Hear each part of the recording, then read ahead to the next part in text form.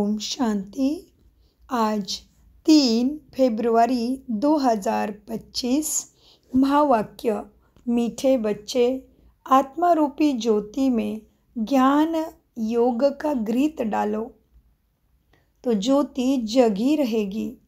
किसकी ज्योति? आत्मा की ज्योति। उसको आत्मा कहो, प्राण कहो, जीव कहो। फिर ज्ञान और योग का कॉन्ट्रास्ट सबको अच्छी रीति समझाना है। प्रश्न: बाप का कार्य प्रेरणा से नहीं चल सकता, उन्हें यहाँ धरती पे आना पड़ता है। क्यों? उत्तर: क्योंकि मनुष्य की बुद्धि बिल्कुल तमो प्रधान है। तमो प्रधान बुद्धि प्रेरणा को कैच नहीं कर सकती। बाबा ऊपर से आकाश के पार, आकाश से बैठकर ब्रह्मलोक में, पारलोक में बैठकर हमें प्रेरणा देंगे तो क्या हम कैच कर पाएंगे? हमारे अंदर इतनी शक्ति रही है क्या मन बुद्धि में? तो इसीलिए बाबा कहते मनुष्य की बुद्धि बिल्कुल ही तमो प्रधान है। तमो प्रधान बुद्धि भगवान की प्रेरणा को कैच नहीं कर सकती। बाप आते हैं तब तो कहाँ जाता, छोड़ भी दे आकाश सिंहासन, धरती पे आ जा रे। गीत चला है, छोड़ दे आकाश सिंहासन। ओम शांति। भक्तों ने यह गीत बनाया। अब इसका अर्थ कैसा अच्छा है, कितना अच्छा है। कहते हैं आकाश सिंहासन छोड़कर हमारे पास आ जाओ। अब आकाश तो है, यह है रहने का स्थान, परम धाम ब्रह्मलोक। आकाश से तो कोई चीज़ आती नहीं। आकाश सिंहासन कहते हैं। आकाश तत्व में तो तुम रहते हो और बाप रहते हैं आकाश से भी पार, सूक्ष्म वतन से पार, महातत्व ब्रह्मलोक में, माना परम धाम में। उसको परम धाम कहो, शांति धाम कहो, तो बाबा वहाँ से आते हैं। बाबा कहते आकाश तत्व में तो तुम रहते हो और बाप रहते हैं महातत्व में। उसको ब्रह्म या महातत्व कहते हैं, जहाँ आत्माएं निवास करती है। बाप आएगा भी ज़रूर वहाँ से ही इस धरती पर। कोई तो आएगा ना। कहते हैं आकर हमारी ज्योत जगाओ। गायन भी है, एक है अंधे की औलाद अंधे और दूसरे है सजे की औलाद सजे। धृतराष्ट्र युधिष्ठिर नाम दिखाते हैं ना। अभी यह तो औलाद है रावण की। सभी मनुष्य क्या हो गए मन बुद्धि से? कामी, क्रोधी, लोभी, मोही, अहंकारी। तो ये क्या हो गए? रावण के लक्षण। तो बाबा कहते अभी यह तो औलाद है रावण की। माया रूपी रावण है ना, सबकी रावण बुद्धि है। अब तुम हो ईश्वरीय बुद्धि। बाप तुम्हारी बुद्धि का अब ताला खोलते हैं। रावण ताला बंद कर देते हैं। कोई किसी बात को नहीं समझते तो कहते हैं यह तो पत्थर बुद्धि है। बाप आकर ये ज्योति जगाएंगे ना। प्रेरणा से थोड़ी ना काम होता है। प्रेरणा से थोड़ी भगवान सतबुद्धि सतगति दे सकता है। नहीं, आत्मा जो सत्व प्रधान थी, जन्म मृत्यु का खेल खेल के सतयुग से लेके कलयुग तक उनकी ताकत अब कम हो गई। आत्मा संपूर्ण रीत्या तमो प्रधान माना काम, क्रोध, ईर्ष्या, द्वेष, लोभ, मोह, अहंकार से परिपूर्ण हो गई और अपने नेचुरल सतोगुणों को भूल गई। इसीलिए उसको हमें अच्छे लगते हैं दूसरे के गुण। कौन से? शांति देने वाला संस्कार, मन या कोई शांत रहता है, सुख देने वाला, हमें स्तुति करने वाला, फिर हमें प्रेम देने वाला, हमें समझने वाला। तो जो शांत रहता है, सुख में व्यवहार करता है, प्रेम पूर्वक चलता है, मन में उसकी सत्यता है, वाणी में सत्यता है, तो ऐसे लोग हमें अच्छे लगते हैं ना, क्योंकि ये आत्मा के नेचुरल स्वभाव है। जो हम जब परमात्मा से मन बुद्धि जोड़ देते हैं तो उससे हमें चार्जिंग होती है। जो हमने अपने ही नेचुरल खजाने, स्वयं की प्रॉपर्टी या स्वधर्म को भूल गए हैं, वो प्राणेश्वर, वो ज्ञान गुण शक्तियों का सागर परमपिता परमात्मा से हम अपना मन बुद्धि जोड़ लेते हैं। ज्ञानामृत माना मुरली को रोज सुनते हैं, अभ्यास करते हैं, पढ़ते हैं, मनन चिंतन करते हैं, तो फिर हम क्या होते हैं? आत्मा तमो प्रधान से सतो प्रधान माना भाग्यशाली स्वर्ग निवासी बनने योग्य बन जाती है। इसलिए बाबा कहते आत्मा जो सतो प्रधान थी उनकी ताकत अब कम हो गई, तमो प्रधान बन गई है, एकदम जुंजार बन पड़ी है। मनुष्य कोई मरते हैं तो उनका दीवा जलाते हैं। अब दीवा क्यों जलाते हैं? समझते हैं ज्योति बूझ जाने से अंधियारा न हो जाए, इसलिए ज्योति जगाते हैं। अब यहाँ की ज्योति जगाने से वहाँ कैसे रोशनी होगी? कुछ भी समझते नहीं। अभी तुम सेंसिबल बुद्धि बनते हो। बाप कहते हैं मैं तुमको स्वच्छ बुद्धि बनाता हूँ, ज्ञान घृत डालता हूँ। यह है समझने की बातें। ज्ञान और योग दोनों अलग चीज़ है। योग को ज्ञान नहीं कहेंगे। कोई समझते हैं भगवान ने आकर यह भी क्या किया? भगवान ने आकर यह भी ज्ञान दिया ना कि मुझे याद करो, परंतु इसे ज्ञान नहीं कहेंगे। यह तो बाप और बच्चे हैं ना, तुम तो बच्चे जानते हैं ये शिव बाबा हमारा बाप है, यह हमारा परम माना अति श्रेष्ठ, अति उच्च, उसके ऊपर कोई बचता ही नहीं है, वही ऊपर वाला है। हाँ, वही हमारा सुख करता है। तो बाबा कहते तुम जानते हो बच्चे, ये हमारा शिव बाबा है, माना हम सभी जीवों का प्राणेश्वर, प्राणों का ईश्वर, प्राणेश्वर। इसलिए कहते हैं ना प्राण चली गई जीव चला गया, तो जीव का कौन है सखा? महादेव, शिव, सदाशिव ही हम जीवों का सच्चा साथी है। तो बाबा कहते ज्ञान तो विस्तार है ना, तुम बच्चे जानते हैं ये हमारा बाबा है, इसमें ज्ञान की बात नहीं कहेंगे।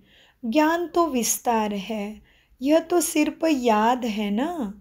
याद करना है कि हम कहाँ से आए हैं, किसके बच्चे हैं, हम इस शरीर में आने से पहले आत्मा कहाँ थी, क्यों नीचे आई, क्या हो गया, ये जानने के लिए, ये सारे राज जानने के लिए सहज राजयोगा मेडिटेशन अति श्रेष्ठ, अति दिव्य विधि है, जो भगवान के द्वारा निःशुल्क सबको सिखाया जाता है। आपको इसको सीखना है तो नज़दीकी किसी भी ब्रह्म कुमारी सेंटर में आपको ये मेडिटेशन का कोर्स निःशुल्क प्राप्त हो जाएगा। तो बाबा कहते बच्चे जानते हैं ये हमारा बाबा है, इसमें ज्ञान की बात नहीं कहेंगे, ज्ञान तो विस्तार है। हाँ, बाप कहते हैं बच्चे मुझे मन बुद्धि से याद करो बस। गीता में तुमने बोला मन मना भव मध्याजी भव, लेकिन अर्थ तो कुछ भी नहीं जानते हो कि किसको मन लगाने से मन शक्तिशाली बनेगा, चंचल मन शांत बनेगा, बेलगाम घोड़ा मन देवता समान सद्गुणी बनेगा। यह तो तुमने जाना ही नहीं, केवल गाते आए हो मन मना भव मध्याजी भव। परंतु बाप समझाते बच्चे तुम सर्व कर्म कर्तव्य करते हुए केवल मन बुद्धि से मुझे याद करो कि हम किसके बच्चे हैं, तो हम कैसे होने चाहिए और हम अभी संस्कार स्वभाव से कैसे बने हैं चेक करना है। तो चेक करने का क्लियर आईना मिलता है सहज राजयोगा मेडिटेशन में ही, जो विश्व के 140 देशों में 8000 से भी ज़्यादा मनुष्य आत्माएँ दिन रात इसका अनुभव कर रही है। फिर देश, भाषा, पंथ भेद कोई भी बेड़ी मनुष्य आत्मा को अभी रोक नहीं सकी है। तो बाप कहते हैं मुझे याद करो बस। यह तो कॉमन बात है, इनको ज्ञान नहीं कहा जाता। तुम बच्चों ने जन्म लिया सो तो ज़रूर बाप को याद करेगा ना। ज्ञान का विस्तार है। बाप कहते हैं मीठे बच्चे, मुझे मन बुद्धि से याद करो।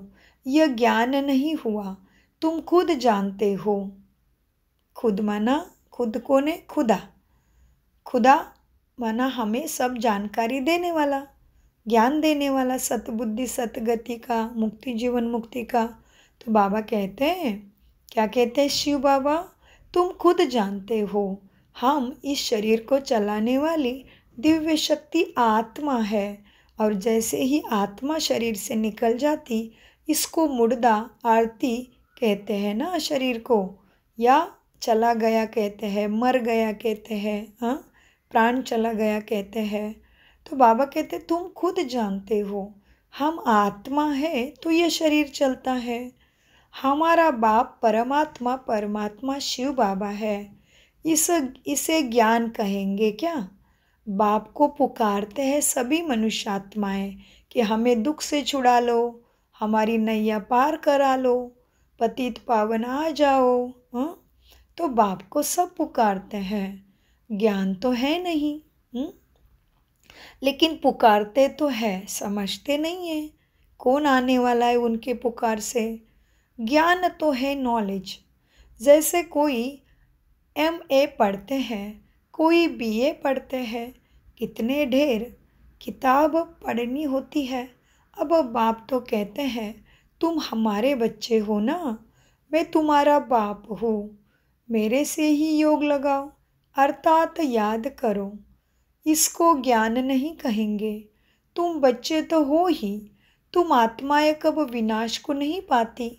बोलते भी है आत्मा अजर अमर अविनाशी है, लेकिन समझते नहीं कि अगर आत्मा मरती नहीं तो ज़रूर साथ में लेके जाने वाले कर्म और संस्कार तो अगले जन्म में कैरी फॉरवर्ड हो जाएंगे ना।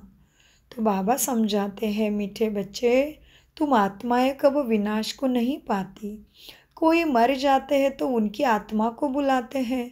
अब वो शरीर तो खत्म हो गया, आत्मा भोजन कैसे खाएगी?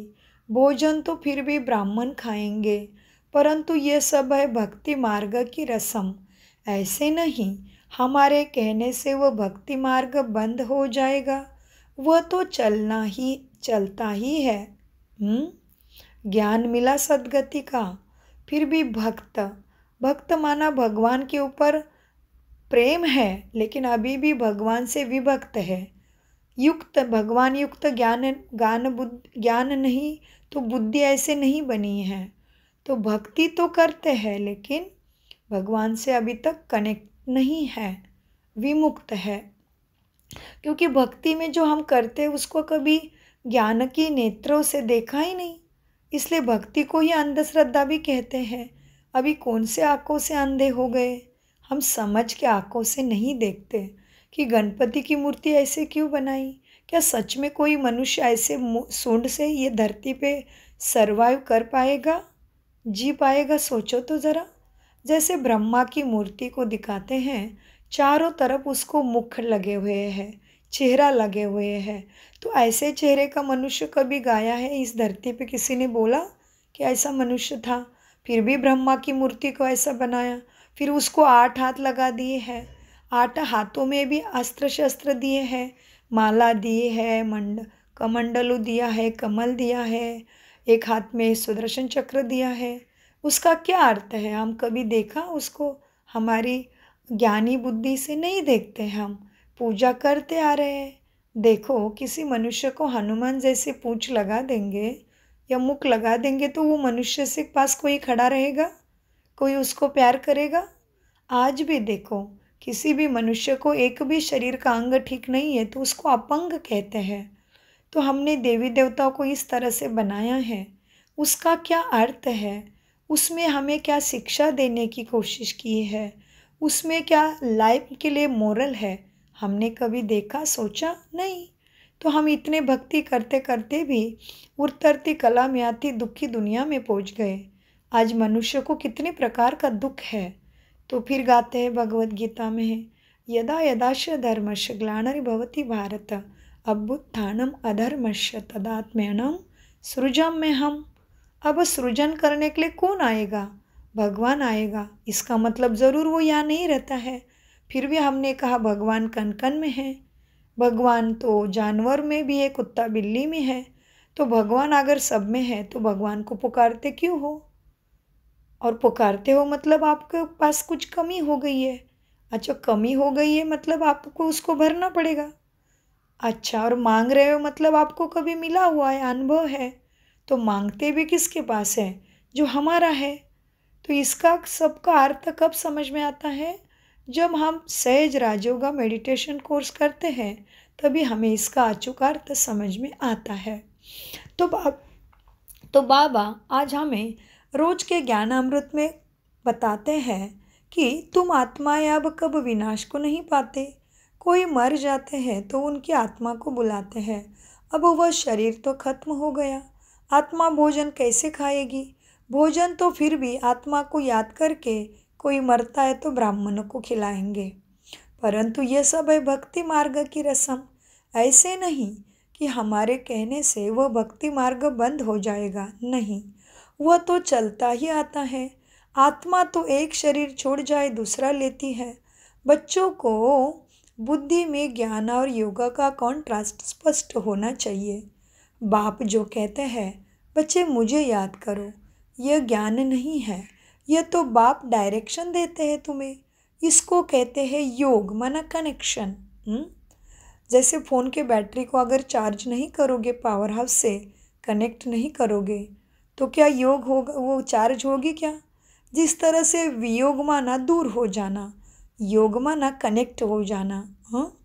तो बाबा कहते इसको योग कहा जाता है।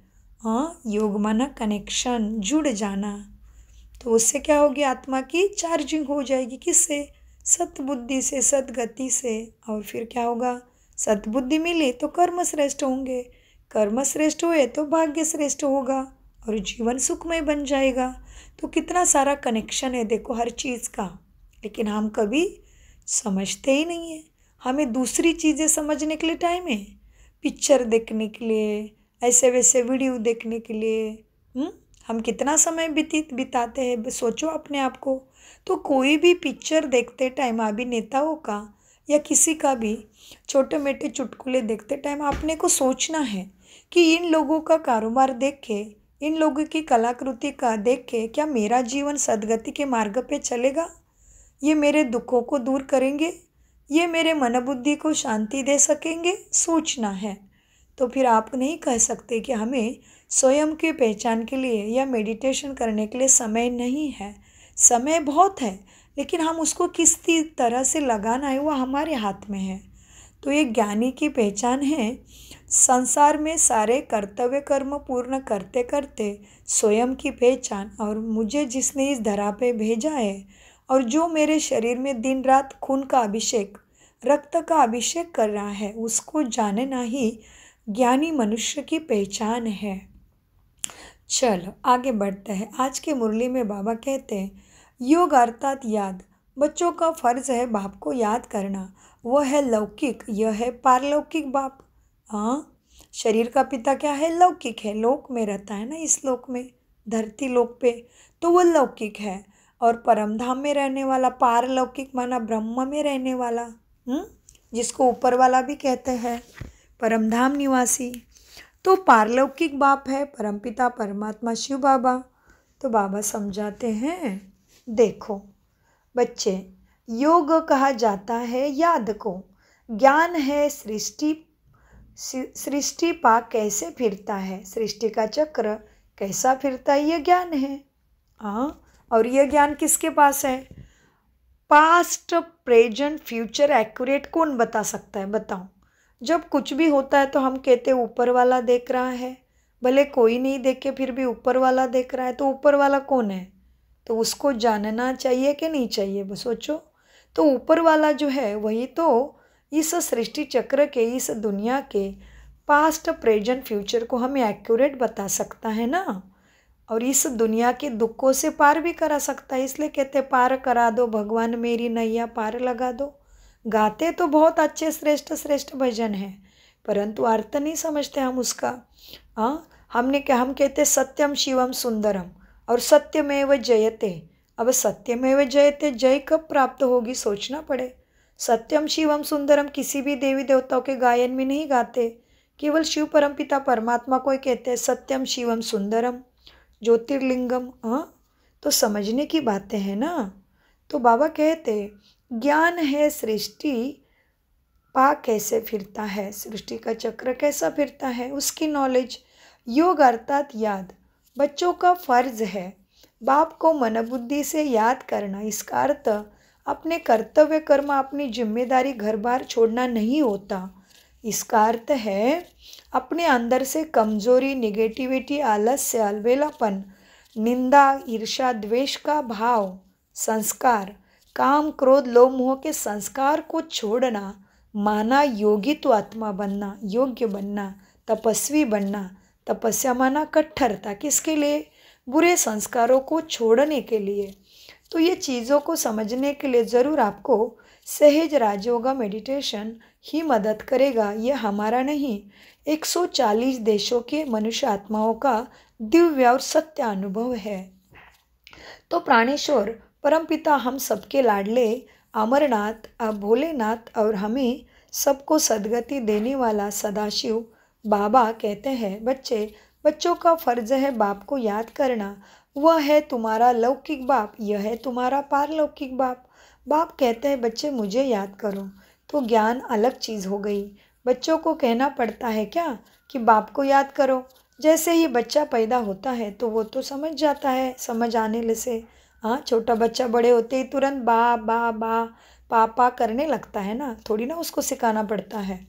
तो उस तरह से बाबा समझाते हैं बच्चे, जैसे लौकिक बाप तो जन्मते ही याद रहता है ना, यहाँ बाप की याद तुम्हें दिलानी पड़ती है, क्योंकि जन्म मृत्यु का चक्र खेलते खेलते तुम पारलौकिक शिव पिता को माना अपने परमपिता को भूल गए हो। तो याद करने के लिए तुम्हें अटेंशन से मेहनत करनी पड़ेगी। अटेंशन अपने ऊपर कि मन दिन रात क्या क्या सोच में चला जा रहा है। क्या मन सच में मन मनाबो हो रहा है, ये अपने आप को जांचना पड़ेगा। मीठे बाबा कहते यह बाप की याद दिलानी पड़ती है, इसमें मेहनत लगती है। स्वयं बाप ही कितने साल से हमें यह ज्ञानामृत पिला रहा है, तो भी हम अभी भी अज्ञान नींद से जगने को तैयार नहीं है। तो सोचो भगवान हमारी नैया कैसे पार लगाएगा। तो बाबा कहते हैं बच्चे क्या है, इसलिए कुंभकर्ण का भी है गायन, लेकिन कुंभकर्ण किस तरह से कुंभ में ये अनंत महाकाल और ये कुंभा भी, अभी महाकुंभा भी चल रहा है, लेकिन ये कलयुग का कुंभा मट्टी का जो खेल चल रहा है, शरीर को मट्टी के शरीर में 5 तत्वों के शरीर में आत्मा बैठ के कलयुग को देख रही है, परंतु समझने को तैयार नहीं है। ये महाकुंभा क्या दर्शाता है, क्यों महाकुंभा में इतने कष्ट उठा के क्या मांग रहे भगवान को, क्या चाहिए? क्या चाहिए सबको? मुक्ति, जीवन मुक्ति, सद्गति, सद्बुद्धि, हेल्थ, वेल्थ, हैप्पीनेस चाहिए ना। तो सोचो सच में महाकुंभा में जाके मिलेगी या सच में अज्ञान को दूर कर ज्ञान को समझने से मिलेगा। आप सोचिए तभी पता चलेगा। और हम पढ़े लिखे, हमें पढ़े लिखों को ज़्यादा देर नहीं लगनी चाहिए। इसलिए तो भारतवासियों को परदेसी क्या कहते हैं? ब्लाइंड फेथ वाले। Blind faith. कैसे ब्लाइंड हो गया सोचिए, क्यों हम अंधे हैं क्या? तो इसीलिए समझना है। और हम देख रहे हैं परदेश के लोग जल्दी पहचान रहे हैं, क्योंकि वो अनेक देवी देवता, अनेक विधि विधान में नहीं फंसे हैं। तो बाबा कहते हैं अपने को आत्मा समझ, बाप को याद करो। ये बहुत मेहनत का काम है, इसमें मन बुद्धि की लगन चाहिए, भगवान के ऊपर निश्चय चाहिए। तब बाबा कहते योग में ठहर नहीं सकेंगे, तुम्हें अटेंशन चाहिए। बच्चे लिखते हैं बाबा याद भूल जाती है। ऐसे नहीं कहते कि ज्ञान भूल जाता है, ज्ञान तो बहुत सहज है, परंतु इसको प्रैक्टिकल मन बुद्धि संस्कार स्मृति में लाना, इसमें अटेंशन चाहिए। याद को ज्ञान नहीं कहा जाता। इसमें तुम्हें क्या होता है, माया के तूफान बहुत आते हैं। तुम याद को कर्म करते टाइम भूल जाते हो कि हम कौन है, हमें क्या बनना है, हमारा लक्ष्य क्या है।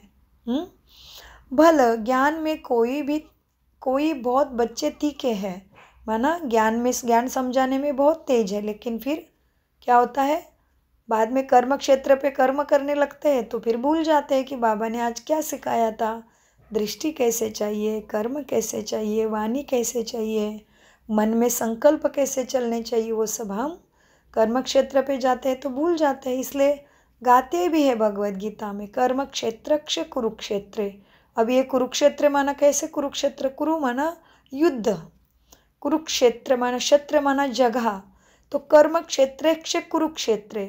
तो इसका अर्थ भी हमें राजयोगा मेडिटेशन में पता चलता है। तो बाबा कहते हैं बच्चे, भले ज्ञान में कोई बहुत तीखे है, मुरली बहुत अच्छी चलाते, परंतु बाबा पूछते हैं बच्चे याद का चार्ट निकालो, याद का चार्ट देखो कि दिन में कितने घंटे कितना टाइम कौन से कर्म में मुझे याद रहा बाबा की, या अपने सद्गुणों की या दुर्गुणों से कर्म किया, कैसे किया, क्या रावण का बच्चा बन के कर्म किया, कौन से संस्कारों को यूज़ किया, इसका चार्ट रखो। माना अपना पोता मेल देखो, हिसाब किताब देखो कि दिन भर मेरा याद का चार्ट कितना रहा, मतलब मेरे से सत्कर्म कितने हुए और बुरे कर्म कितने हो गए। तो बाबा कहते, बाबा पूछते हैं याद का चार्ट निकालो, कितना समय याद करते हो। बाबा को याद का चार्ट यथार्थ रीति बनाकर दिखाऊं, याद ही मुख्य बात है, तुम्हें याद से ही पाप कर्मों का बोझा उतारना है। पतित ही भगवान को पुकारते हैं कि आकर हमें पावन बनाओ, मुख्य है पावन बनने की बात, इसमें ही माया के विघ्न पड़ते हैं। शिव भगवान वाच, याद में सब बहुत कच्चे बच्चे दिख रहे हैं अभी बाबा को, तो अपने आप को चेक करना है कि मैं तो कच्चे बच्चे के लिस्ट में हूँ या पक्के बच्चे के लिस्ट में हूँ। तो बाबा कहते शिव भगवान वाच, तो फिर श्रीमद् भगवद गीता में भगवान वाच कहते हैं, उसका अर्थ भी सहज राजयोगा मेडिटेशन में हमें प्राप्ति सहित मालूम हो जाता है। केवल अर्थ ही मालूम नहीं होता, उससे होने वाली प्राप्ति और शक्ति का भी अनुभव होता है। और जीवन में सच में सहज राजयोगा द्वारा ही जीवन में बहुत सुख शांति की प्रवेशता होती है। तो बाबा कहते हैं शिव भगवान वाच, याद में सब बच्चे बहुत कच्चे दिख रहे हैं। देखो अच्छे बच्चे जो मुरली तो बहुत अच्छी चलाते, परंतु याद में बिल्कुल ही कमज़ोर दिखाई देते हैं बाबा को। लेकिन बच्चे योग से ही विकर्म विनाश होता है। विकर्म माना विकारों के वश होके किए गए कर्म, सुसंस्कार और विकार विकृति। विकार माना कामी, क्रोधी, लोभी, मोही, अहंकारी, बदले की भावना, जलसी, निंदा, हेट्रेट, ये सारे जो हमारे स्वभाव संस्कार है, यह है पाप कर्म कराने वाली हमारे संस्कार विकर्म। बुरे कर्म, सुकर्म नहीं होते इससे। सुकर्म किससे होते हैं, जो शांत स्वरूप, सुख स्वरूप, शक्ति स्वरूप, सत्य स्वरूप, प्रेम स्वरूप, पवित्र स्वरूप, ज्ञान स्वरूप है, उससे सुकर्म होते हैं, माना पुण्य कर्म। तो बाबा कहते हैं बच्चे, याद से माना योग से ही विकर्मों का विनाश होगा। जो तुम अनेक पिछले जन्मों में पाप कर्म करके आए हो, लेकिन अभी भूल गए हो, स्मृति नहीं है मैंने पिछले कितने जन्मों में क्या क्या किया है। तो बाबा कहते हैं बच्चे, योग से ही तुम्हारे कर्म इंद्रिय शांत हो जाएंगे, योग से विकर्म का विनाश होगा, योग से ही कर्म इंद्रिय बिल्कुल शांत होने लगेगी। एक बाप के सिवाय और कोई याद ना आए, तभी नहीं कह सकेंगे फिर हम कि मुझे तो ऐसे नहीं बोलना था लेकिन मुंह से शब्द निकल गया, मुझे तो ऐसे नहीं करना था लेकिन हो गया। तो पश्चाताप नहीं होगा, पूर्व ही हमें शक्ति टच कराएगी, हमारे अपने अंदर से स्मृति आएगी कि मुझे कंट्रोल करना है, मुझे इसको फेस शांति से करना है। तो इसीलिए उसको फिर कहते कुछ होता है गलत तो हम कहते बहुत पछतावा हो रहा है, पश्चाताप हो रहा है। पश्चा माना बाद में, पहले नहीं समझ में आता है, पहले हमारे मन की शक्ति कार्य नहीं करती है, लेकिन सहज राजयोगा करने के बाद हमें कुछ गलती करने से पहले ही पूर्व ही हमें पता चलता है कि मुझे ये नहीं करना है, ये तो मेरे से मुझे दुख का कारण बनेगा, ये कर्म मुझे दुख देगा, यह कर्म मुझे सुख देगा। ये हमें पूरा ज्ञान आने में बाबा जो ज्ञान सिखाते उसमें पता चलने लगता है। जिस तरह से आप डॉक्टर बनना चाहते हो तो डॉक्टरी का ज्ञान लेते हो तो प्राप्ति होती है, उस तरह से सद्गति सद्बुद्धि चाहिए, मुक्ति जीवन मुक्ति हेल्थ वेल्थ हैप्पीनेस सक्सेस चाहिए तो ज़रूर सत्यम शिवम सुंदरम से सत्य का परिचय जानना पड़े, है ना। तो बाबा कहते हैं आत्मा जानती है ये सारी दुनिया अब दुख में दुनिया खल्लास होनी है। तो ये डरने की बात नहीं है, जगने की बात है, क्योंकि दुनिया तो जो होनी होने दो, लेकिन हमारा क्या होने वाला ये सोचो कि है क्या आपके हमारे श्वासों का भरोसा, गारंटी है हम इस शरीर को कब छोड़ेंगे, गारंटी है हमारे श्वास कब ख़त्म होने वाले हैं। हम देख रही है कलयुग में काल तो सबके सिर पे बैठा है, क्योंकि मालूम नहीं कब किसका मृत्यु आएगा, है क्या मालूम। तो ऐसे समय में हम अपने लिए सोच सकते हैं कि जिसको समय का ही पता नहीं है, जिसको अपनी मृत्यु का पता नहीं है, वो किस आधार से कह सकता है कि मैं बाद में करूँगा, बाद में भगवान को जानूँगा, बाद में अपने लिए समय दूंगा। अरे बाद में तुम्हारे पास काल ने टाइम ही रखा है कि नहीं मालूम नहीं है, कल भी हम इस दुनिया में इस शरीर में है कि नहीं मालूम नहीं है, तो किस कल की बात कर रहे हो। तो कलयुग किसको कहते हैं वो समझ लो, और सत्ययुग में माना स्वर्गवास में आने का पूरा पुरुषार्थ करो, स्वयं को पहचानने में थोड़ा टाइम दो और इस बचे हुए श्वासों को जीवन को सच में सफल करो, तभी हम कह सकते हैं स्वयं को सच में पढ़े लिखे हैं। तो मीठे परमपिता परमात्मा अमरनाथ हम अमर बच्चों को, अमर आत्माओं को बताते हैं कि अच्छे अच्छे बच्चे जो है ना वो भी बाबा को कर्म करते टाइम भूल जाते हैं, लेकिन योग से ही कर्म इंद्रिया बिल्कुल शांत हो सकती है। एक बाप के सिवाय और कोई याद ना आए, कोई देह भी याद ना आए, नहीं तो क्या होगा, जिस मनुष्य को याद करोगे उसके संस्कार या उसकी मन की गति आपके मन पे डाउनलोड हो जाती है सूक्ष्म में। तो बाबा कहते हैं आत्मा जानती है ये सारी दुनिया खल्लास होनी है, इसलिए मुझे याद करो, क्योंकि मैं तो सदाशिव हूँ मना, सदा ही शांति का सुख का शक्ति का सागर हूँ। मैं निराकार ज्योति स्वरूप हूँ, तो मैं शरीर का आकार नहीं लेता, तो मेरे में विकारों की प्रवेशता ही नहीं है। इसलिए जब मेरे से मन बुद्धि जोड़ते हो तभी तुम्हारे में शक्ति की प्रवेशता होती है, जीवन में सुख शांति का अनुभव होता है। नहीं तो आज हम देख रहे मनुष्य के पास सब कुछ है, लेकिन कितने मन में और जीवन में सुख शांति का अभाव है। हाँ, तो बाबा कहते हैं एक सिवा है, एक बाप के सिवाय और कोई याद ना आए। हमें लगता है हम घर बांधेंगे, प्रॉपर्टी खरीदेंगे, अच्छी गाड़ी खरीदेंगे, पार्टी में जाएंगे, घूमने जाएंगे, अच्छा खाना खाएंगे, अच्छे कपड़े पहनेंगे तो हमें शांति मिलेगी, सुख मिलेगा। लेकिन ऐसे हो रहा है क्या, बताओ। ऐसे अगर हो रहा होता तो दुनिया बहुत शांत भरी सुख भरी दिखनी चाहिए थी, लेकिन क्या दिख रहा है चारों दिशाओं में दुनिया में, आप ही सोचिए। तो हम जीवों के पिता प्राणेश्वर बताते हैं एक बाप के सिवाय और कोई याद ना आए, कोई देह भी याद आए, आत्मा जानती है ये सारी दुनिया अब विनाश को पानी है, खलास होनी है। अब हम जाते हैं अपने परमधाम घर, आत्मा शरीर छोड़ के ऊपर जाएगी, फिर आएगी राजधानी में सत्ययुग में। यह सदैव बुद्धि में रहना चाहिए, ज्ञान तो मिलता है, वह आत्मा में रहना चाहिए। बाप तो है योगेश्वर, जो याद सिखलाते हैं वास्तव में ईश्वर को योगेश्वर नहीं कहेंगे, क्योंकि तुम योग सीखते हो। योग माना तुम भगवान से कनेक्शन लगाते हो, मेडिटेशन के द्वारा मन की तार को जोड़ते हो। जिस तरह से देखो, अब एक लाइट हाउस में जब तक हमें लाइट का कनेक्शन लेना है तो हम क्या करते हैं, वो वायर का रबड़ का निकालते हैं। तो रबड़ क्या है, ये हमारा देह भान शरीर, ये मट्टी का पुतला, 5 तत्वों का बना हुआ शरीर रबड़ समझ लो, और मन बुद्धि क्या है, तार है। तो जिस तरह से इलेक्ट्रिसिटी का कार्य करते टाइम भी एक यंत्र दूसरे पावर हाउस को जोड़ने के लिए हमें उसको रबड़ निकाल के पिन में डालना पड़ता है। तो फिर क्या करते हैं, वो रबड़ निकालते हैं और तार को तार से मिला देते हैं, कनेक्ट करते हैं, तो फिर वो यंत्र चालू हो जाता है, कोई भी मशीनरी हो। उसी तरह से हमारे पास भी सुख शांति शक्ति प्रेम आनंद सब कुछ भरपूर हो जाता है, लेकिन हमें अपने मन बुद्धि की तार को शक्ति के सागर प्राणेश्वर परमपिता अमरनाथ भोलेनाथ सुख शक्ति का दाता शिव बाबा से जोड़नी पड़ती है। उसको योग या मेडिटेशन कहते हैं। तो बाबा कहते हैं बच्चे योगेश्वर तो तुम हो, तुम मुझे ईश्वर को याद करते हो, मेरे से कनेक्ट हो जाते हो, माना योग करते हो। तो बाबा कहते हैं एक्चुअली बाप तो है योगेश्वर। इसलिए देखो कितने कमाल की बात है, योगेश्वर की मूर्ति दिखाते हैं। आप स्वाध्याय परिवार में जाके देखो, वहाँ पे पांडुरंग शास्त्री आठवले जी ने योगेश्वर की मूर्ति कितनी एक्यूरेट बताई है। वो पैर एक पैर पे खड़े हैं, एक पैर ऐसा तिरछा है और उंगली उनके ऊपर है योगेश्वर जी की। तो कितना एक्यूरेट है। वो अपनी तरफ उंगली करके नहीं बोल रहे कि मैं भगवान हूँ, मैं ईश्वर हूँ, नहीं, योगेश्वर ऊपर वाला है। तो ये कितनी ऊंची बात है, देखो श्रेष्ठ बात है। और स्वाध्याय नाम भी कितना ऊंचा है, सो का अध्ययन।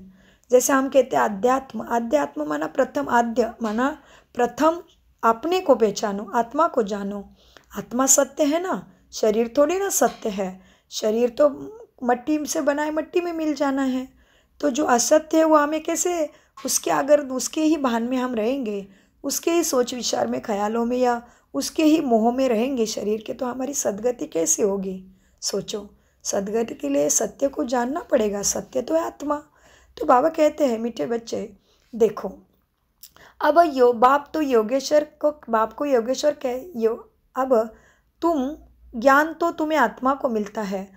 अब बाप तो है योगेश्वर जो तुम्हें योग सिखलाते हैं। वास्तव में ईश्वर को योगेश्वर नहीं कहेंगे, तुम योगेश्वर हो, तुम बच्चे योगेश्वर हो। तुम ईश्वर से योग लगा के कनेक्ट करके योगेश्वर बनते हो, माना वो है महादेव, तो हम बनते हैं देवी देवता। इसलिए महादेव एक ही है। शिव बाबा शिवलिंग को ही महादेव कहते हैं ना हम। महादेव एक है तो 33 कोटि देवी देवता है ना।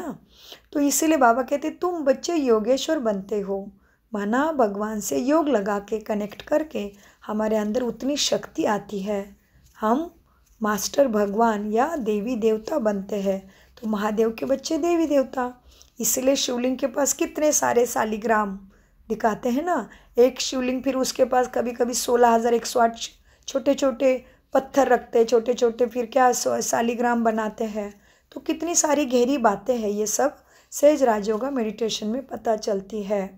तो वास्तव में ईश्वर को योगेश्वर नहीं कहेंगे, तुम योगेश्वर हो। ईश्वर बाप कहते हैं बच्चे मन बुद्धि से मुझे याद करो, ईश्वर बाप। इसलिए देखो, किसी भी मनुष्य, किसी भी मूर्ति का आप नाम ले लो तो आपके मन पटल पे उस मूर्ति का आकार दिखेगा। लेकिन आप ईश्वर, अल्लाह, प्रभु, गॉड, खुदा, भगवान कहो तो आपको मन पटल पे कोई मूर्ति नहीं दिखेगी, क्योंकि वो तो ज्योति स्वरूपम है ना।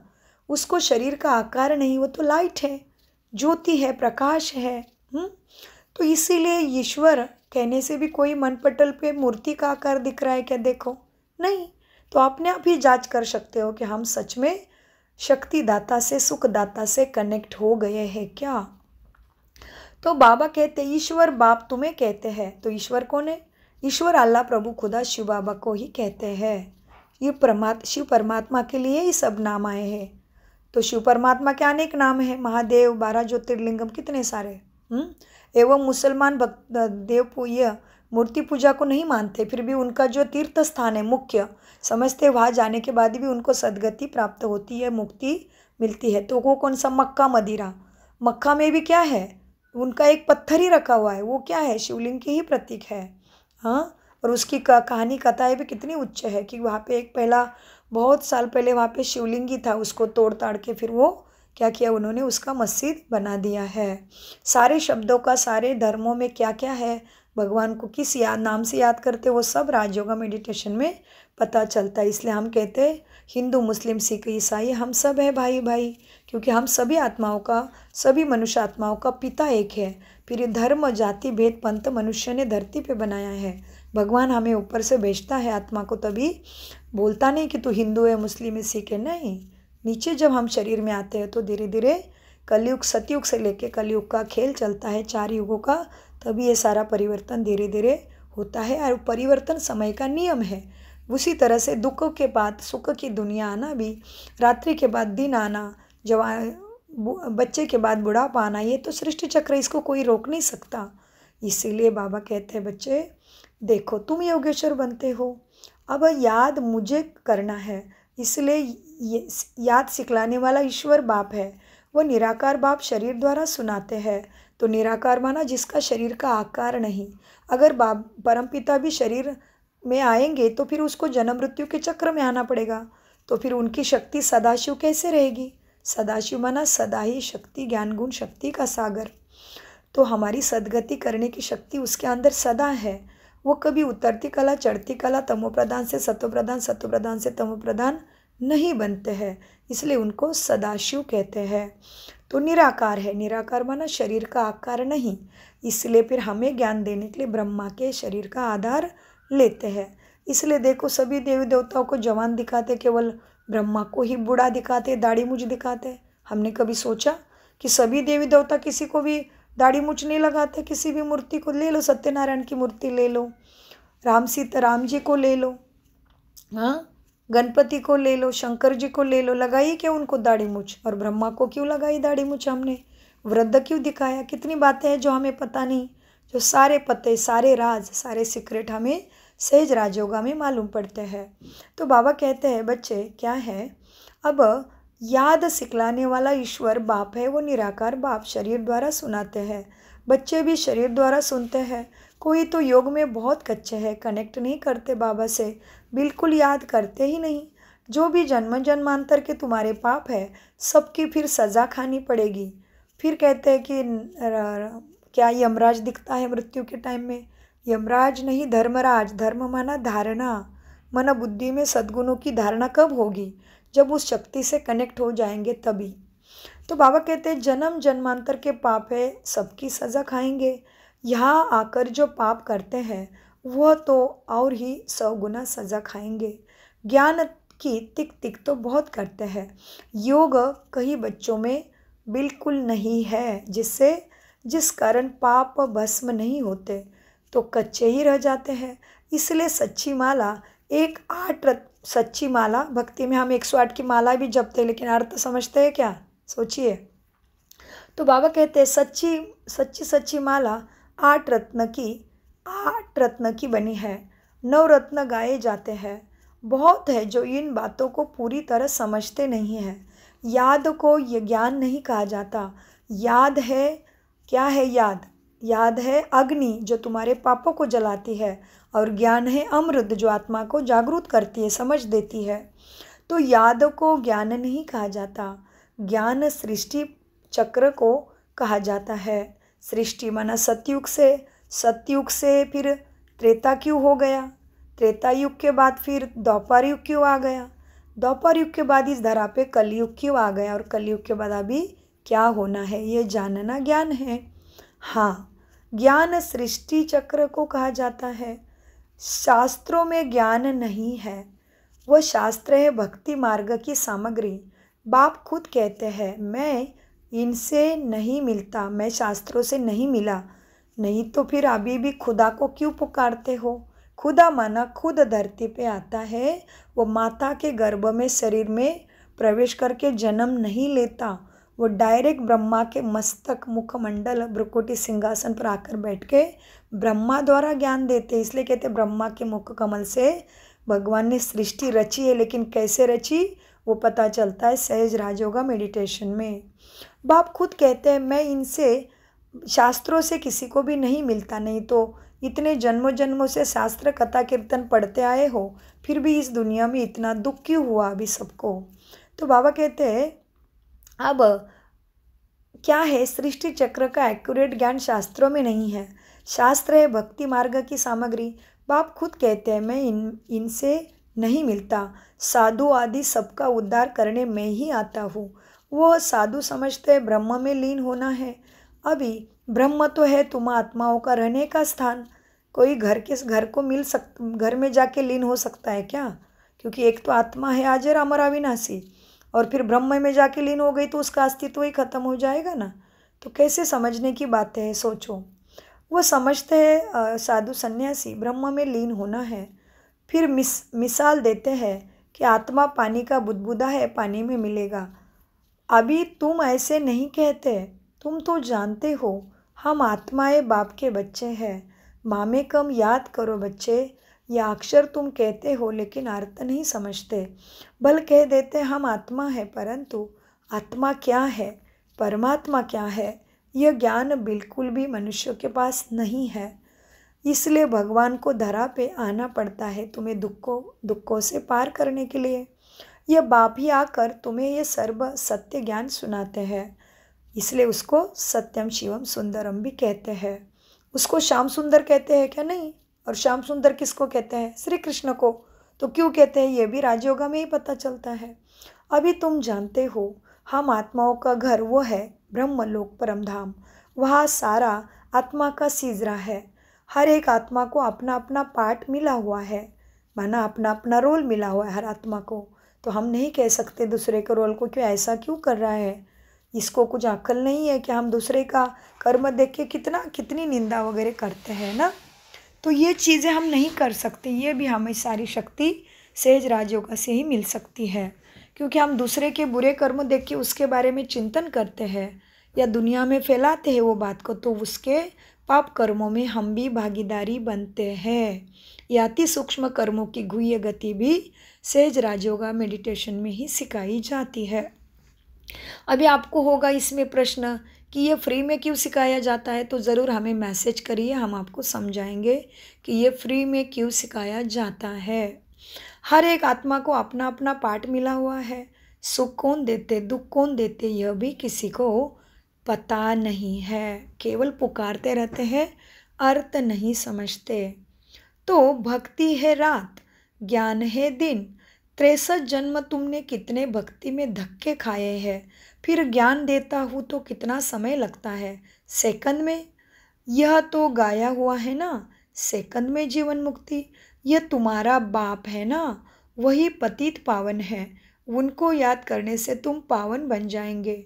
सतयुग त्रेता द्वापर कलयुग यह चक्र है, नाम भी जानते हैं, परंतु पत्थर बुद्धि ऐसे है, टाइम का किसी को पता ही नहीं है। समझते भी है ये घोर कलयुग है, लेकिन ये कैसे कलयुग हो गया और इससे कैसे पार होंगे भी नहीं समझते। इसलिए बाबा को पारसनाथ भी कहते हैं। पारस और फिर क्या, पारस पत्थर, पारस क्या कहते हैं फिर, कि पारस एक कोई पत्थर है जो लोहे को लगा दो तो लोहा सोना बनेगा। तो अब ये पत्थर कौन सा है, फिर भगवान को, परमपिता को, शिवलिंग को पारसनाथ क्यों कहा, ये सब भी राजयोगा में ही पता चलता है। तो बाबा कहते हैं नाम भी जानते हैं, परंतु पत्थर बुद्धि ऐसे है कि टाइम का किसी को पता नहीं है। समझते भी है ये घोर कलयुग है। अगर घोर कलयुग अभी भी चलेगा तो और घोर अंधेरा हो जाएगा।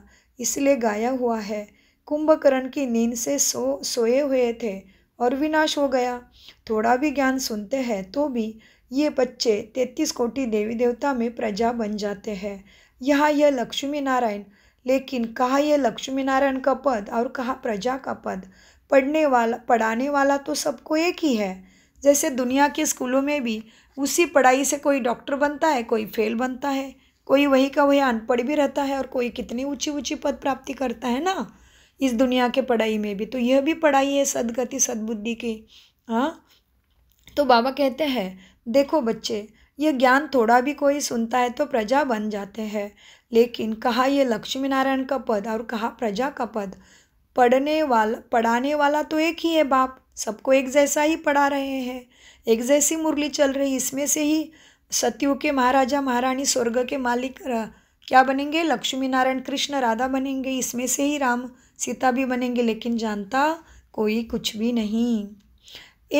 हर एक की अपनी अपनी तकदीर है। कोई तो स्कॉलरशिप भी ले लेते हैं, कोई फेल हो जाते हैं। राम को बाण की निशानी क्यों दी है, क्योंकि क्या हुआ ज्ञान में, क्या हुआ राम को क्यों निशानी दी है, जानिए सहज राजयोगा मेडिटेशन में। यह है गीता पाठशाला। यहाँ पे भगवान वाच गीत चल रहा है, सदगति का पाठशाला है, मतलब पाठ पढ़ना पड़ेगा रोज। ज्ञानामृत अपने को पिलाना पड़ेगा, क्योंकि आत्मा जन्म मृत्यु का खेल खेलते खेलते आत्मा की ज्योति पूरी बुझ गई है। तो बाबा कहते यह भी गीता पाठशाला है। कोई तो कुछ भी मार्क्स लेने लायक नहीं। मैं आत्मा बिंदी हूँ, बाप भी बिंदी है, ऐसे उनको याद करना है। जो इस बात को समझते भी नहीं है वो क्या पद पाएंगे। याद में न रहने से बहुत घाटा पड़ जाता है। याद का बहुत बल कमाल करता है। कर्मेंद्रिय बिल्कुल शांत शीतल हो जाती है। ज्ञान से शांत नहीं होगी, योग से ही माना कनेक्शन, याद से ही शक्ति मिलेगी। योग के बल से ही कर्मेंद्रिय शांत होगी, मन बुद्धि को शांति मिलेगी। इसलिए भारतवासी पुकारते हैं कि आकर हमको वह गीता का ज्ञान सुनाओ। लेकिन अब कौन आएगा? श्री कृष्ण की आत्मा तो यहाँ ही है, कोई सिंहासन पर थोड़ी बैठते हैं जिसको बुलाते हैं। अगर कोई कहे हम क्राइस्ट की आत्मा को याद करते हैं, अरे वह तो यहाँ ही है, उनको क्या पता कि क्राइस्ट की आत्मा यहाँ ही है, वापस ऊपर कोई जा नहीं सकती। लक्ष्मी नारायण पहले नंबर वालों को ही पूरे 84 जन्म लेने हैं, तो और फिर वापस जा कैसे सकते हैं? वो सब हिसाब है ना। मनुष्य तो जो कुछ बोलते हैं सो झूठ बोलते हैं, इसलिए तो गाते हैं झूठी माया झूठी काया झूठा सब संसार। लेकिन जानते नहीं ये संसार झूठा कैसे हो गया। बाबा कहते आधा कल्प है झूठ खंड, आधा कल्प है सचखंड। अभी तो हर एक को समझना चाहिए। इस समय सब नरकवासी है, फिर स्वर्गवासी भी भारतवासी ही बनते हैं। मनुष्य कितने वेद शास्त्र उपनिषद आदि पढ़ते हैं, क्या इससे मुक्ति को पाएंगे? और ही उतरती कला में चले गए हैं, और ही घोर कलयुग बन गया है। हर चीज़ सतो रजो तमो में ज़रूर आती है। न्यू वर्ल्ड किसको कहा जाता है? किसको भी यह ज्ञान नहीं है। यह तो बाप ही तुम्हारे सम्मुख आके पढ़ाते हैं, समझाते हैं। देवी देवता धर्म कब और किसने स्थापन किया, भारतवासियों को कुछ भी पता नहीं, तो बाप ने समझाया है। ज्ञान में भले कितने भी अच्छे हैं, परंतु योग में कोई बच्चे नापास है, बाबा की याद कर्म में नहीं रहती है, तो तुम्हें कर्मयोगी बनना है। अगर बाबा की याद नहीं है, माना बाबा से कनेक्शन मन बुद्धि में दिन भर नहीं रखोगे, तो फिर विकर्मों का विनाश कैसे होगा? विकर्म विनाश, विकर्म जो तुमने पहले जन्मों में कितने जन्मों में क्या क्या कर्म करके आए मालूम नहीं है, तो वो बाबा की याद होने से ही विकर्म विनाश होंगे। इसलिए उसको क्या कहते हैं? भस्मासुर महाकालेश्वर भी कहते हैं बाबा को। तो योग नहीं तो विकर्म विनाश नहीं होंगे, तो उच्च पद भी नहीं पाएंगे। जो योग में मस्त है वही उच्च पद पाएंगे। उनकी कर्मेंद्रिय बिल्कुल शांत हो जाती है, देह सहित सब कुछ भूल देह अभिमानी बन जाते हैं। हम अशरीरी है, अब जाते हैं अपने घर। अशरीरी माना आत्मा ऊपर जाती है तो शरीर लेकर नहीं जाती है। हाँ, तो हम अशरीरी आए थे, अशरीरी होकर अब घर जाते हैं। हम अशरीरी है, अब जाते हैं घर। उठते बैठते समझो अब यह शरीर तो छोड़ना है। हमने पाठ बजाया, अब जाना है अपने घर। ऊपर जाने का टाइम आया है, अब जाते हैं घर। तो ज्ञान तो मिला है, जैसे बाप में ज्ञान है, उनको तो किसको याद नहीं करना है। तुम तो याद तो तुम बच्चे को करना है, बाप को।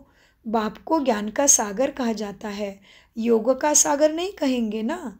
चक्र का नॉलेज तुम्हें सुनाते हैं बाप कि यह सृष्टि चक्र कैसा फिरता है। और अपना भी परिचय बाप तुम्हें देते हैं। तुम भगवान का एक्यूरेट परिचय नहीं जानते थे। याद को ज्ञान नहीं कहा जाता, याद तो बच्चों को आपे ही आ जाती है। याद तो करना ही है, इसलिए याद किया। इसलिए तो हमने द्वापर युग से राजा विक्रमादित्य ने सोमनाथ का शिवलिंग का, सोमनाथ के मंदिर में हीरे का शिवलिंग बनाया, सोने चांदी से मंदिर बनाया। तो जो मोहम्मद गजनवी ने 18 बार 17 बार लूटा, और उसको लूटने आते आते ही फिर वो शरीर भी उसका वो मर भी गया, तो वो कितना बड़ा मंदिर होगा और कितने हीरे सोना लगा होगा। सोचिए, द्वापर युग में राजा विक्रमादित्य ने भगवान की याद में, माना प्राणेश्वर सुखदाता शिव बाबा की याद में प्रथम शिवलिंग की स्थापना की। उसके बाद फिर सभी देवी देवताओं की पूजा पाठ शुरू हो गया। यह भी सहज राजयोगा में ही एक्यूरेट ज्ञान परमात्मा द्वारा हमें मिलता है, जिससे हमारी सद्गति और सुख शांति के हम कंप्लीट अधिकारी बन जाते हैं। तो बाबा कहते याद तो बच्चों को आपे ही आ जाती है, याद तो करना ही है, नहीं तो वर्षा कैसे मिलेगा। बाप है तो वर्षा ज़रूर मिलता है, बाकी है नॉलेज। हम 84 जन्म कैसे लेते हैं, तमो प्रधान से सत्व प्रधान, सत्व प्रधान से तमो प्रधान कैसे बनते हैं ये बाप समझाते हैं। अब सत्व प्रधान बनना है तो बाप को याद करो, बाप की याद से ही बन पाएंगे, क्योंकि दूसरा कोई है ही नहीं पाप कटेश्वर। अब सत्व प्रधान बनना है बाप की याद से। तुम रूहानी बच्चे, रूह माना लाइट, तो तुम रूहानी बच्चे रूहानी बाप के पास आए हो, उनको शरीर का आधार तो चाहिए ना। कहते हैं मैं इस ब्रह्मा के बूढ़े तन में प्रवेश करता हूँ, है भी वानप्रस्थ अवस्था। अब बाप आते हैं साब, तब सारे सृष्टि का कल्याण होता है। यह है भाग्यशाली रथ ब्रह्मा भगवान का रथ, इनसे कितनी सर्विस होती है। तो इस शरीर का भान छोड़ने के लिए याद चाहिए, क्योंकि शरीर तुम्हारा नहीं है, ये प्रकृति से मिला हुआ गिफ्ट है। तो दूसरे की चीज़ को अपना बोलने से कभी हम सच्चे रहेंगे क्या, बताओ। ये 5 तत्वों का बना हुआ पुतला मेरा नहीं है, मैं इसमें बैठी हुई आत्मा चेतना है। ये भगवान ने प्रकृति माने मुझे कर्म करने के लिए, जीवन का लाभ उठाने के लिए और इसी जीवन में सद्गति सद्बुद्धि प्राप्त करने के लिए दिया है। तो ये शरीर में हम अपना ममत्व कैसे रख सकते हैं, बताओ। जैसे कोई दूसरे के चीज़ों पे नज़र रखेंगे तो इसको क्या बोलते हैं, चोर बोलते हैं ना, चोर है झूठा है बोलते हैं ना। तो हम झूठे बनेंगे तो हमारी सद्गति कैसे होगी, सोचिए। तो ये शरीर में हम कैसे लोभ रख सकते हैं, मोह कैसे रख सकते हैं, कैसे कह सकते हैं कि मैं शरीर हूँ या शरीर मेरा है। नहीं, मैं तो आत्मा हूँ, ये शरीर मुझे कर्तव्य कर्म करने के लिए मिला है, जीवन जीने के लिए मिला है। ये प्रकृति माँ का है प्रॉपर्टी, तो इसलिए उसको हमें 5 तत्व देने पड़ते हैं। भूख लगती है, प्यास का अनुभव होता है, हवा चाहिए, है ना। तो ये समझने की बात है। तो जिस तरह से शरीर 5 तत्वों से बना है, वैसे आत्मा कैसे बनी है यह भी जानिए सहज राजयोगा मेडिटेशन में। तो बाबा कहते हैं अब बाप आते हैं तब सारे सृष्टि का कल्याण होता है। यह है भाग्यशाली रथ, इनसे कितनी सर्विस होती है। तो इस शरीर का भान छोड़ने के लिए याद चाहिए। इसमें ज्ञान की बात नहीं, जास्ती याद सिखलानी है। ज्ञान तो सहज है, छोटा बच्चा भी सुना दे, बाकी याद में ही मेहनत है। याद की एक की ही याद रहे, इसको कहा जाता है अव्यभिचारी याद। किसी के शरीर को याद करना वह है अव्यभिचारी याद। याद से सबको भूल अशरीरी बनना है।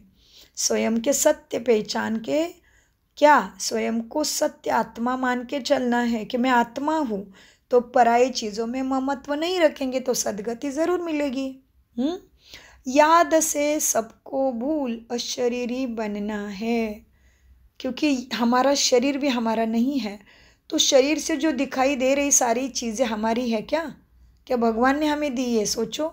तो पराई चीज़ों के ऊपर हम अपना कभी लोभ मोह ममत्व रख सकते हैं क्या? आप ही सोचिए। दूसरे के घर में जाके बोल सकते हो कि ये भी मेरा है, ये भी मेरा है, ये भी मेरा है। हाँ, और फिर आत्मा मरती है तो कहते हैं ऊपर वाले को प्यारा हो गया, ऊपर चला गया। हाँ, तो ऊपर चला जाता है आत्मा, तो क्या ऊपर से लेके आए थे क्या आप घर दार प्रॉपर्टी धन धान्य संपत्ति? किसने दिया था? भगवान का दिया हुआ है। इसलिए गाते भी है तेरा तुझको अर्पण क्या लागे मेरा। हाँ, लेकिन कैसे अर्पण करना है वो तो बाबा ही समझाते, वही शक्ति देते हैं। तेरा तुझके, और फिर किसी ने बोला कैसे चल रहा है, बेटे भगवान का दिया हुआ सब कुछ है, बहुत अच्छा चल रहा है।